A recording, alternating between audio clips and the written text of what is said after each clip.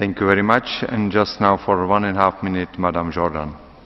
Spoštovani, evropski poudarek ob letošnjem 8. marcu je bil vpliv gospodarske krize na enakost spolov. Študije namreč kažejo, da je kriza leta 2008 bolj prizadela moške, od 2010 pa ženske.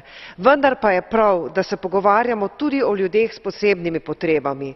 V ostrejših razmerah je namreč gospodarstvo mnogo težje konkurenčno. V tekmi zmaga tisti, ki je bolj učinkovit, inovativen, prilagodljiv, pa tudi močnejši in agresivnejši. Takšne razmere so tudi na trgu delovne sile, zato so praviloma ranljivejše skupine bolj prizadete.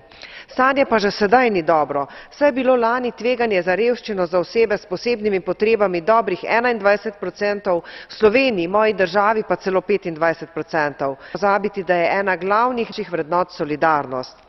Vemo, da moramo kot družba postati učinkovitejši, da se bomo morali zdisciplinirati, da bomo porabili največ toliko, kolikor proizvedemo.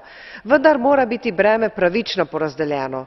Poskrbeti moramo za to, da ne bodo najbolj ranljivi nosili največje breme krize.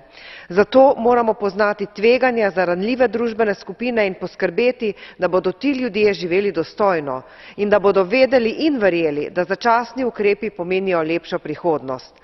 Naš cilj mora biti ponovno oživljeno gospodarstvo, bistveno nižja stopnja nezaposlenosti, pošteno delo za pošteno plačilo in spodbujanje solidarnosti. To je najmočnejše zagotovilo za delovanje socialne države. Thank you very much. And just now for 1 minute, Mr. Howitt. Thank you, President. This Saturday in Norwich, disabled people against the cuts will organise an open-air demonstration in their pyjamas, showing how nearly 1 billion of cuts to social care literally deprive them of the services to be able to get out of bed. According to the Essex Coalition of Disabled